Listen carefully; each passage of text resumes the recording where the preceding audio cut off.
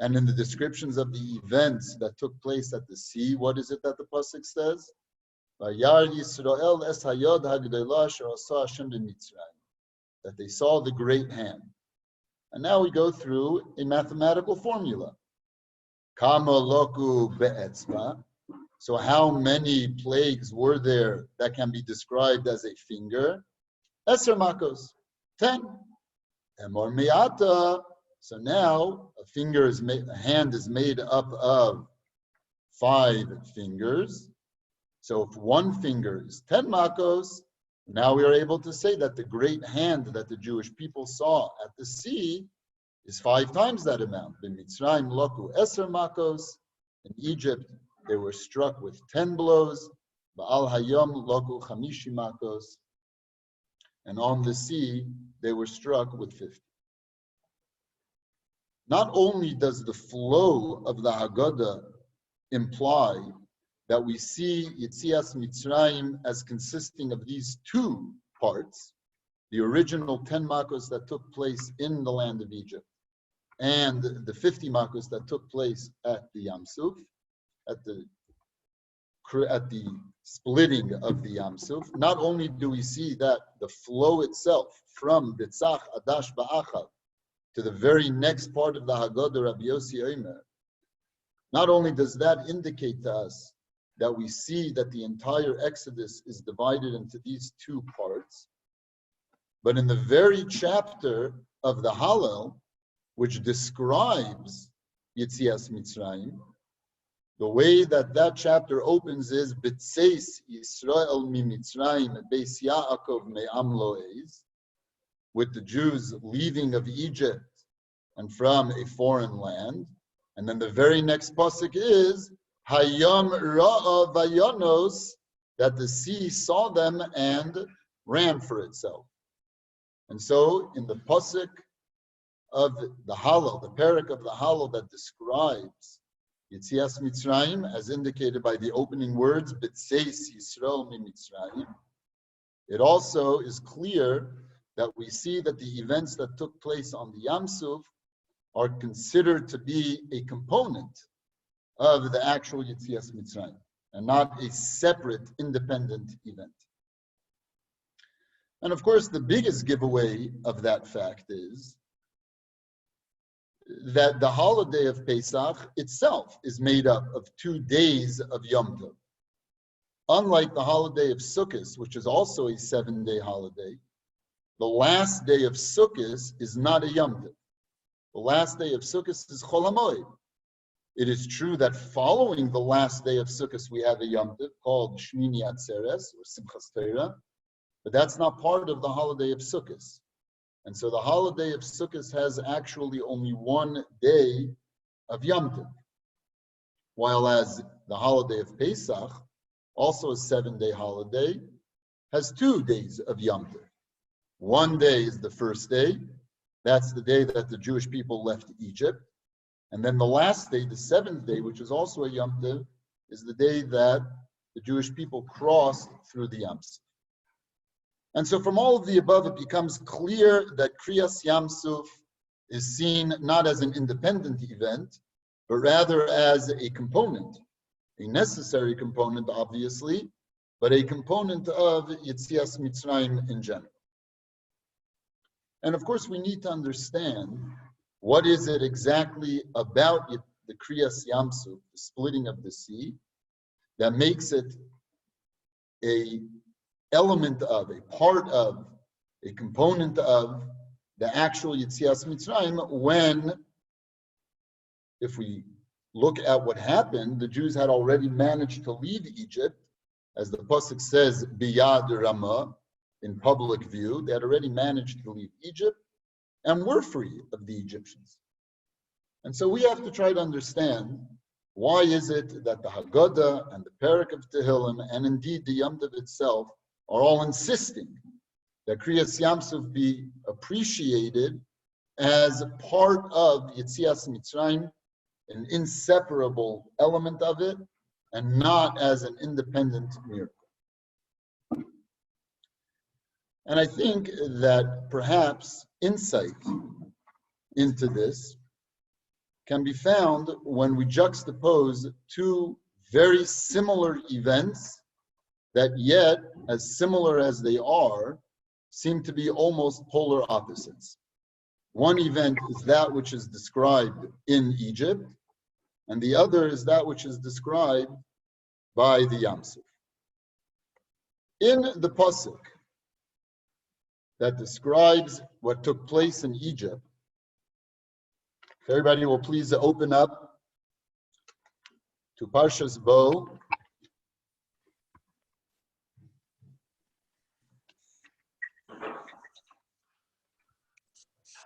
Perek Yud Aleph, Pasuk Beis. In Perek Yud Aleph, Pasuk Beis, where Hashem is giving Moshe Rabbeinu the information to warn Paro of the very last plague, Makas Bechoros, he says the following. Hashem says, Daber na ba'oznei ha'am, speak, please, into the people's ears, v'yish'alu ish me'es re'ehu v'isha me'es re'usa, and every man should make requests from his friend, and every woman from hers, klei chesef uchlei zahav, objects of silver and objects of gold. This, of course, is the request that Hashem told Moshe Rabbeinu so as to guarantee that the Jewish people would walk out in very great wealth. And Rashi on this pasuk, Daber na, is bothered by the usage of the word na. Speak, please, as if there is some degree of urgency here that needs to be addressed. And says Rashi, in order to explain the strange usage of the word na, says Rashi, Ein na elo loshon bakosha. The usage of the word na is to convey a request, a pleading. I am pleading with you. Bivakosha mimcha. I am pleading with you, says Hashem to Moshe Rabbeinu. Hazhiram al kach. Press them on this matter. I want you to press them on this matter to make sure that they actually go about collecting all of this wealth. And why is it that Hashem so badly feels the need to press them on this matter? Shelo yoymar oso tzadik Avram, so that it should not come to pass that Avram, our forefather, should be able to say, Va'avodum v'inu osam, that part, and they shall be enslaved and tortured, ki'ein bahem. That part was indeed fulfilled with my children.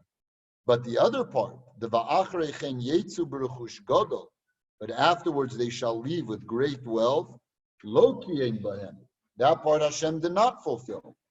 And so in order to avoid Avraham Avinu having this claim against Hashem, that Avraham Avinu shouldn't be able to accuse Hashem of having only fulfilled the part of the enslavement, but not fulfilled the part of the great wealth. Therefore, Hashem feels the need to plead. I beg you, I am pleading with you, Moshe Rabbeinu. Press them on the matter. Make sure that they go about doing it. And of course, we have to wonder, if somebody would come to me and say, you can ask for great wealth and it will be given to you, I wouldn't need to be pressed. I would say, sure, where should I start? And yet you see that here Hashem is very worried. There is an actual possibility that unless Moshe Rabbeinu presses them on the matter, they will not go about asking for all this great wealth. They will fail in the collecting of the great wealth, thus giving a claim to Avraham Avinu that Hashem did not fulfill ultimately the second part, the part about the great wealth. When we juxtapose that to a very similar event that happened by the Yam Suf, and here I'm talking about Perek Tes Vav Pasuk Chaf Beis.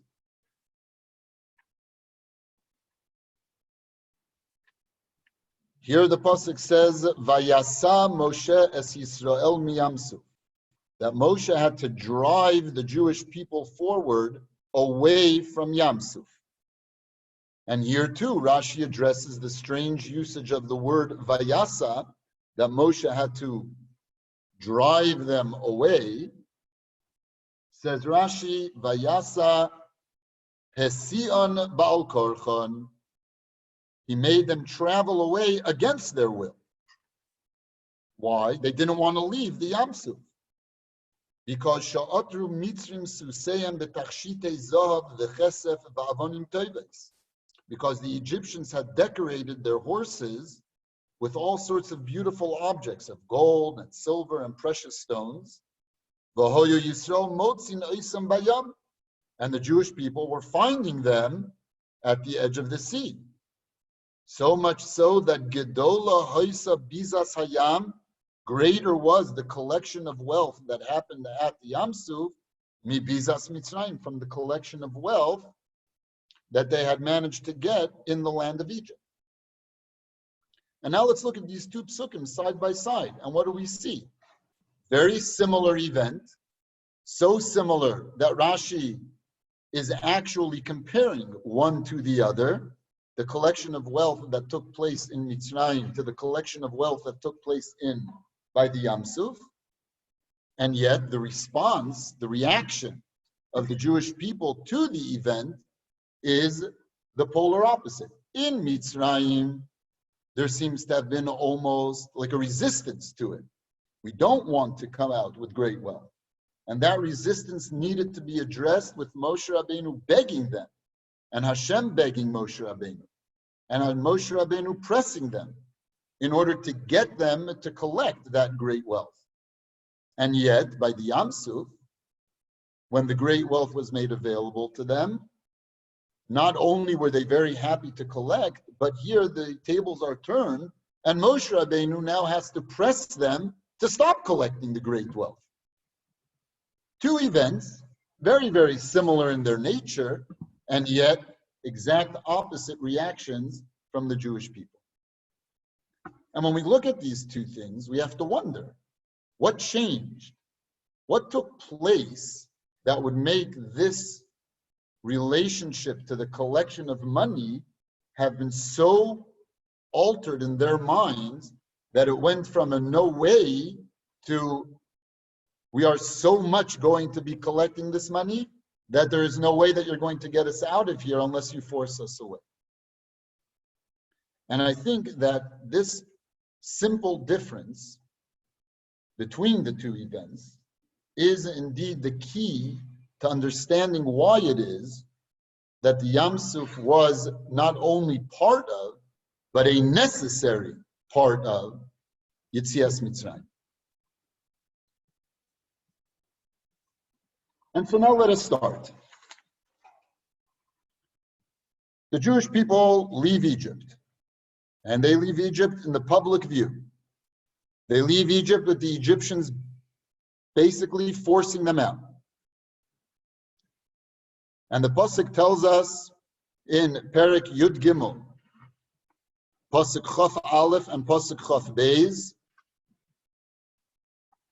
V'Hashem holech lifneihem yomam ba'amud anon lanchosam haderech, and Hashem went before them with a pillar of a cloud by day to guide them on their road, V'layla ba'amud eish, and at night with a pillar of fire, leha'ir lahem, to give them light, loleches yomam v'layla, so that they would be able to travel both by day and by night.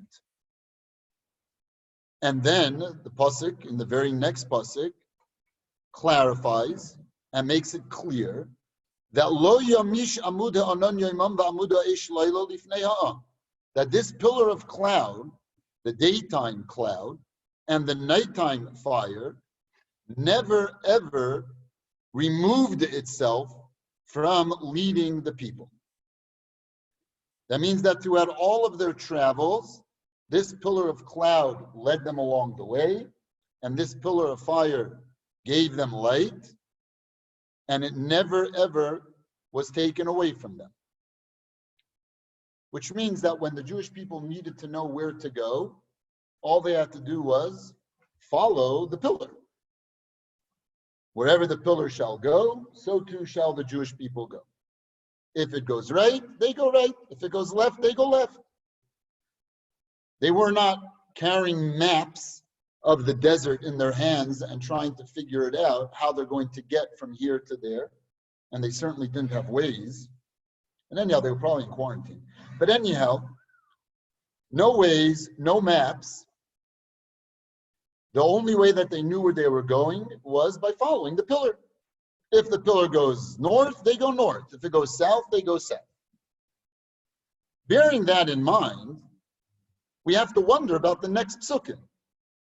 Because in chapter 14, Vayidaber Hashem el Moshe leimar, Hashem speaks to Moshe, and he says to him, Daber el b'nei Yisrael, I need you to speak to the Jewish people, v'yashuvu, let them turn back, v'yachanu lifnei pi hachiros, and settle themselves, encamp themselves, before pi hachiros, which is located ben Migdol ben Hayam, and I need them to go in this certain direction.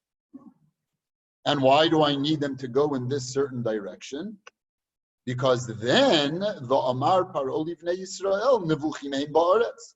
Because then Paro will say regarding the Jewish people, they are all confused. They don't know their way around. So Gar Aleihem Hamidbar, they have been closed in by the desert. And that will lead to V'chizaktias Leiv Paroi V'rodaf Achareihem. That will lead to the hardening of Paro's heart, and he will run after them. He will chase after them. Now explain this to me. Why does Hashem need to have Moshe Rabbeinu explain to the Jewish people the direction that they're going? Let them just follow the pillar. Wherever the pillar goes, that's where they go. So if he wants that they should make an about face and end up in front of Pi Hachiros, let him just set the pillar of cloud in that direction, and then they will follow. Why is it necessary for Hashem to give explanation for the direction that they are going in? They don't know where they're heading. They don't know why they're going north or south, left or right. They're going wherever they're going because the cloud is leading them in that direction. In the very beginning of this exact parsha, we were told that Hashem did not take the most direct route to Eretz Yisrael. Instead, he took them on a roundabout route. Did Moshe Rabbeinu have to tell the Jewish people then why it is that they were going in a roundabout route? Did Hashem tell Moshe, speak to the Jewish people and tell them that I do not want to take them? No. They just followed the cloud wherever it went. And yet, for this, Hashem felt it necessary to tell Moshe Rabbeinu to give an explanation for the direction of the cloud. There's only one possibility, and that is that without the explanation, the Jewish people would not have followed the cloud. The very fact that it is v'yashuvu, they shall make an about face and go back v'yashuvu and go on a return route, that fact in itself would have been sufficient cause of alarm to the Jewish people, and they would not have followed the cloud. They would have said, this is impossible. And instead, they would have insisted on continuing straight. And so Hashem had no choice but to explain why it is that we're doing this. Don't worry, I know what I'm doing. I know that it looks like we're going back to Egypt, but it's all part of a plan. And this plan is to make Paro think that you have lost your way in the desert, thus leading him or misleading him to come chase after you. Because otherwise, why bother explaining? Just have the cloud lead them wherever they need to go. And indeed, even with the explanation given, the Mechilta tells us that when the news came that they were supposed to turn back in the direction Kivan shetoka, once the horns were blown to give direction, hischilu mechusare amana toshin sa'arehen. Those among the Jewish people who still lacked faith were ripping out their hair, umekarim bigdeim, and tearing at their clothes. Ad sha'amar lohem Moshe mipi hagvura, until Moshe said to them, quoting Hashem, mipi hagvura ne'amar li, from Hashem's mouth it was said to me, Sha'atem b'nei chayrin, that you are free, you shall remain free. Lefikach, and it is for this reason, explains the Mechilta, that Ne'emar, the Pasuk says, v'yashuvu v'yachanu, and they shall return, they shall go back and encamp wherever they were told to encamp. Which means that the Mechilta is supporting what it is that we're suggesting. That indeed, had it not been for the fact that the explanation had been given to the Jewish people as to why it is that they were going back, even with the cloud leading them in that direction, they would have refused to have gone, tearing at their clothes, ripping at their hair. This is impossible. This is terrible. How could it be? I thought we were free, and now we're not free. We're going back. And so Moshe Rabbeinu had no choice but to say to them, from Hashem's mouth itself was said that we are free, and that I'm only telling you to make the about face and to go on the return road because I have a plan. And that plan is to mislead Paro so that he will come chase after.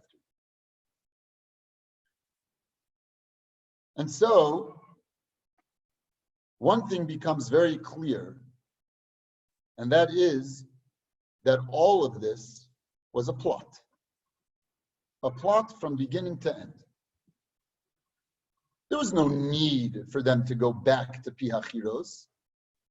They only went back to Pi HaChiros as a plot, a trick, so to speak, to draw out Paro and his forces so that ultimately they could get drowned in the Yam Suf.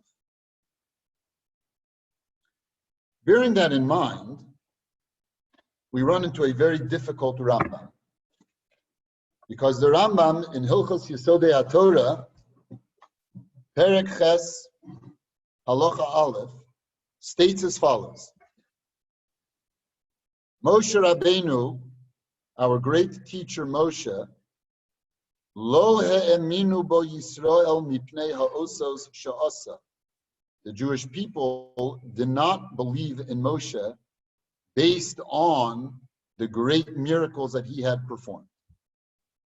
Shahama min al pi ha'osos, because one whose entire belief system is predicated on miracles, yesh b'libay daifi. In his heart, there is still great skepticism.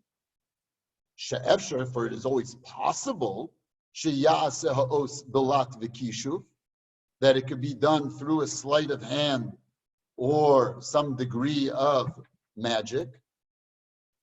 Ella, rather, says the Rambam, as a halacha, kol ha'osos she'asa Moshe b'midbar, all of the great miracles that Moshe performed when they were in the desert, lefi hatzorech asa'am, were done only in response to a specific need. They were miracles that were brought on by a specific need. For example, says the Rambam, well, Lola Haviraya ala Nevuah, none of them were done to bring proof, to act as proof to his prophecy, but rather they were done in order to address a pressing need. And here's his example. Hayatzorich lahashkia es hamitzrayim, there was a need to drown the Egyptians. So kara es hayam, he split the sea vehetzlilan b'seichai, and drowned them in it. Another example, tzarachnu lamazon, there was a need for food. Horid lanu es haman, he brought down the mud, etc. But all of the miracles, says the Rambam, that Moshe Rabbeinu performed when in the desert were all done for a specific need. And this Rambam, of course, based on everything that we have used as our introduction, is very, very difficult. Because one thing that is clear from all of the psukim is that there was no need for any of this. The whole thing was a plot. How could you say that this miracle was done in order to deal with a need when there was no such need? It could have been very easily avoided by simply not doing the trick. The whole thing was just a plot. How can you refer to a plot as a necessity? And even if we will accept that the plot created a necessity, true, it wasn't necessary to plot, but once we have plotted, now we have a necessity. So tell me, what is the necessity? Now that we've done this plot, we've tricked the Egyptians into chasing after us, what now becomes the necessity? The Jewish people are stuck at the edge of the sea. The Egyptians are coming nearer and nearer with the intent of either kill or capture. So what possible need is there now for this great miracle? What would anybody say the need is, the necessity? I think we would all agree that the necessity is to save the Jewish people from the Egyptians. Is that not so? Absolutely. But that's not the necessity that the Rambam says. Let's look at that Rambam again. Says the Rambam,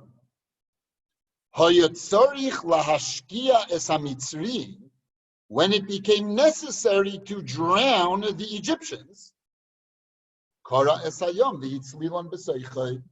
he split the sea and caused them to drown in it. So what's the need? Is the need to save the Jewish people? Or is the need to drown the Egyptians? And so we have two very significant issues with this Rambam.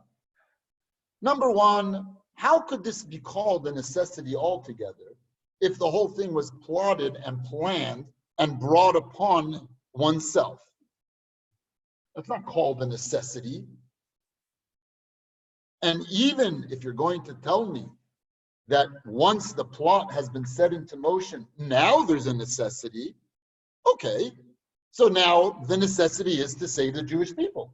Not the necessity is to drown the Egyptians. That's not the necessity. You have to save the Jewish people. And yet the Rambam, without batting an eyelash, not only does he refer to it as a necessity, but in his description of what that necessity is, insists that it was not a necessity to save the Jewish people. No. The necessity was the necessity was to drown the Egyptians.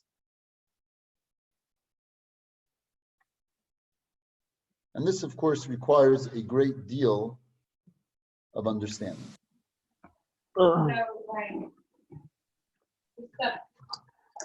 Also, that soup left. That's good. I can't hear.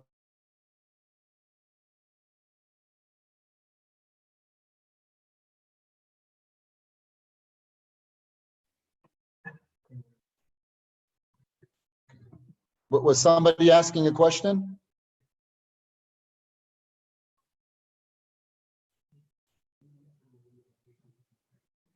Yes. We are understanding that he's saving the Jewish people. But the necessity, as the Rambam describes it, isn't he had a need to save the Jewish people, so he drowned the Egyptians. According to your question, that's how the Rambam should have expressed it. There was a need to save the Jewish people, so he drowned the Egyptians. If the drowning is the means, then it becomes now the parallel to the coming down of the mun. And if the saving of the Jewish people is the cause, then it becomes the parallel to they needed food. So in the same way that when the Rambam is describing the mun, he says, they needed food, so he brought down the mun. He should have said, they needed to be saved, so he drowned the Egyptians. But not, the Egyptians needed to be drowned, so he split the sea and drowned them in it. And so in order for us to perhaps get a little bit of understanding into all of the above, I want to tell over a short analogy. When I started dating, so my parents sat me down and they explained to me that there's a system and you follow the rules of the system. And don't be a smart aleck. They knew me very well. Don't be a smart aleck. Follow the rules of the system. And everything it works according to a certain chronological order. And you make sure that you follow the order and you'll see things will develop. And so on the first date, you meet and hopefully it's in Starbucks. And you talk about things that no one's truly interested in, but are quasi-interested in. Families, how many siblings do you have? What school did you go to? If things work out well, you go on second date. And the second date also has rules. If the first date went well, maybe the second date you'll already go to a restaurant. And you talk about slightly more personal things. And then you have the third date with its rules and the fourth date with its rules, etc., etc. And as things develop, the rules evolve together with the relationship. And at a certain point, things will either move ahead or they won't. So imagine you have a guy and he's followed all of the rules. On the first date, he went to Starbucks. On the second date, he went to the restaurant. On the third date, they took a walk in Central Park. On the fourth date, they got lost in the city. As it goes. And now they're holding at the 10th date. And he's driving her home after the end of the 10th date, which, by the way, is also part of the rules. And he sees on the side of the road, he sees a person selling roses. And he hits the brakes and he pulls off to the side of the road. He jumps out of the car and he buys a rose and he pays $1 for the rose. And he comes back to the car and he gives it to her. Now you understand that to get to this point, he has spent many, many hours and many, many hundreds of dollars in order to get to this point. And yet, that $1 rose outweighs in its power all of the hundreds of dollars and many, many hours that have been spent up to that point. And the question is, how is that? Why is that? Why is it that a simple rose bought off the side of the highway can have so much power, so much more power than, let's say, a meal in a restaurant that cost a lot of money, or long drives that took many hours? Why is it that the rose counts for so much? And the answer is for the simple reason that it was not part of the rules. Because as good as the rules are, and as much as the rules allow people to function, it's in those things that are outside of the rules that what we call care is shown. When I do what is expected of me because it is expected of me, then I am doing well. But when I do more than what is expected of me, when I attempt to go outside just the perimeters of the rules, it is there that true care can be found. And so indeed, the rose ends up meaning much, much more to the relationship than all that came before it. Is it not so that it required all that came before it for this opportunity to buy the rose? Of course. Nonetheless, it is in the acquisition of that rose, the going out of the boundaries, the willingness to go beyond the rules, where true care is shown, and care, more than anything, will allow for the relationship to develop far, far more than all the rules and all of the time and all of the money that was spent.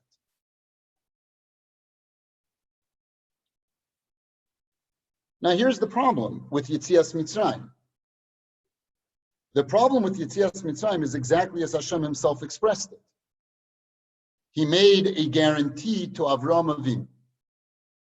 In this guarantee, he said, "True, va'avodum v'inu oisam, they shall be enslaved, but also va'achrechen yetzu b'rechush gadol. But afterwards, they'll leave with great wealth." This is all a contract. This is an agreement signed on the dotted line between Avraham Avinu and Hashem. And therefore, all of the events that have happened up to this moment are events that are within the clauses of said contract. Where, though, is there any sense of care that Hashem seems to be claiming when he refers to the Jewish people as B'ni B'chori Yisrael? Where is that sense of care? What is going to allow for that sense of care to emerge? Says the Rambam, all of the miracles that Moshe Rabbeinu did in the desert, he did for a necessity. You know what the necessity of Yam Suf was? It's total and utter non-necessity. That was the necessity of Yam Suf. Of course, there was no necessity to save the Jews, because the Jews weren't in any danger. They had put themselves in danger as part of a plot. That wasn't the necessity. The necessity was only to drown the Egyptians for no necessity, because that added element of the retribution to the Egyptians,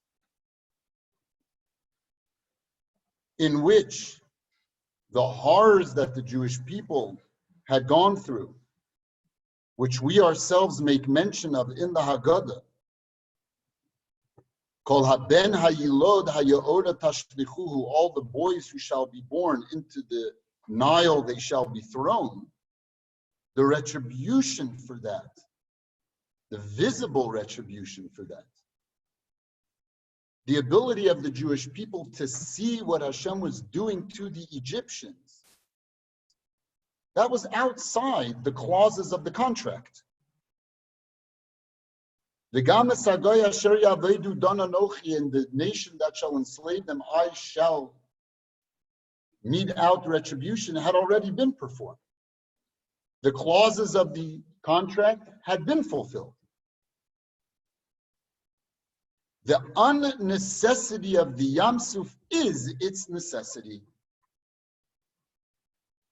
It is there that the fact that Hashem cared for Klal Yisrael, for the Jewish people, that their understanding and their ability to appreciate the concept of B'ni B'chori Yisrael became possible. Says the Rambam, there was a need to drown the Egyptians. There was no need to save the Jewish people. The need to drown the Egyptians. And what was that need? The fact that there was no need. The necessity was the fact that there was no necessity.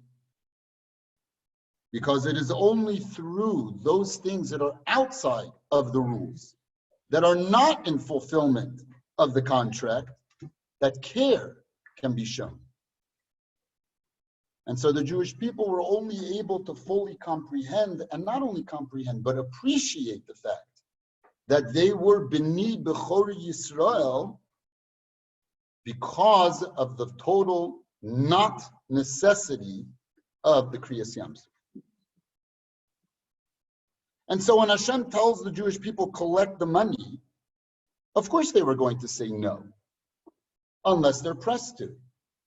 You tell me that I am B'ni B'chori Yisrael, and then at the same time you tell me that you have an issue with Avraham Avinu? Make up your mind. Which one is it? Do you want that I should have the great wealth because I am your Ben Bechor? Or do you want me to have great wealth because you made some sort of contract with my forefather and you feel the need to fulfill that contract and that I don't really play a role in this at all? And so when in Egypt, Moshe Rabbeinu had to press them, nonetheless, take the money. Yes, you're right, it's a clause of the contract. Nonetheless, I am insisting that you do it. But after Yam Suf, when they were actually able to appreciate that they are B'nai B'chori Yisrael, there they were happy to collect the money. That's not a clause of the contract. That's not because there is a rule. That's not because of something that you owe Avraham Avinu. You've already done all that you owe to Avraham Avinu. This is for no reason. This is only because you care. If that's the case, we're happy to collect it. So happy to collect it that it took Moshe Rabbeinu to force them away. Says Rashi, greater was the collection of wealth at the Yam Suf than the collection of wealth in Mitzrayim. Does Rashi mean greater in quantity? Impossible. Because the Gemara darshans the word Vayinatzlu es Mitzrayim, that they made it like a fish pond that had nothing left in it. So how could there have been so much left in it? If the pasuk says that there was nothing left in Mitzrayim, that it was like a fish pond that had been totally harvested and there was nothing left, how then could we say that the loot collected at the Yam Suf was greater than that collected in Mitzrayim? If it means quantity. But if it doesn't mean quantity, it means in terms of the quality of the collection, then indeed, greater was the collection of wealth that took place at the Yam Suf than the collection of wealth that took place in Mitzrayim. Because the collection of wealth that took place in Mitzrayim was all within the rules. There's a contract. One of the clauses of the contract is that you will leave with great wealth. Check. You've done it. It's within the rules. It's a clause in the contract. But the one on the Yam Suf was totally out of that. It was like the guy who pulls over to the side of the road and just picks up a rose. Say Chazal, greater was the collection of wealth in Yam Suf than the collection of wealth in Mitzrayim. Not in quantity, perhaps, but in quality. Most surely in quality. And so now it becomes clear, if the entire purpose of the Makos, as we explained, was so that the Jewish people and the world should be able to understand, comprehend, and appreciate B'ni B'chori Yisrael, it is impossible to talk about B'tzach Adash Ba'achav without immediately following up with, okay, and what about Yam Suf? Because indeed, that which was meant to be accomplished by the Makos were only actually accomplished by the Makos.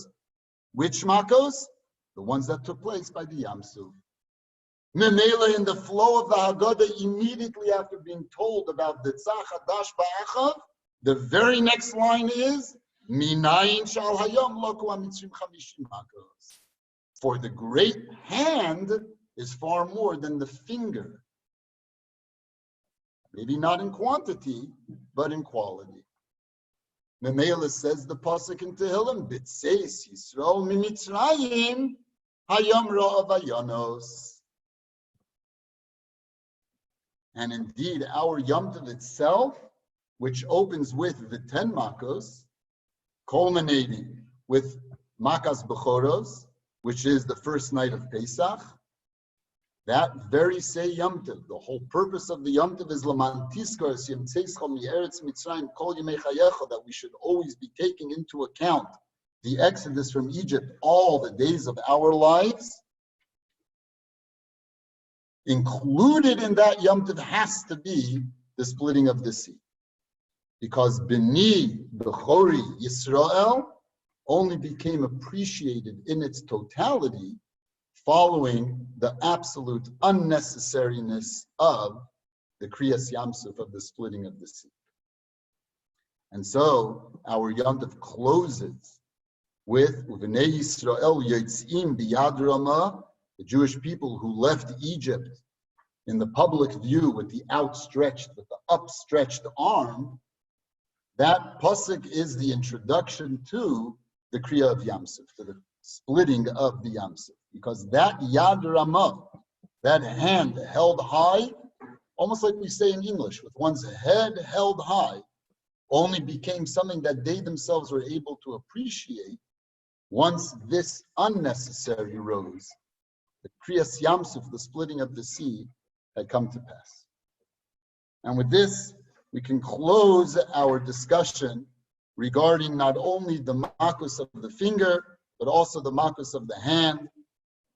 We are all mispalel that in the same way that there in Mitzrayim, we all started off with, not one man shall leave the doorstep of his house, and instead we left in the public view. We too should be zocha with this Yom Tov to be able to leave the doorsteps of our homes and to walk again around in the public view. A good Yom Tov to everybody.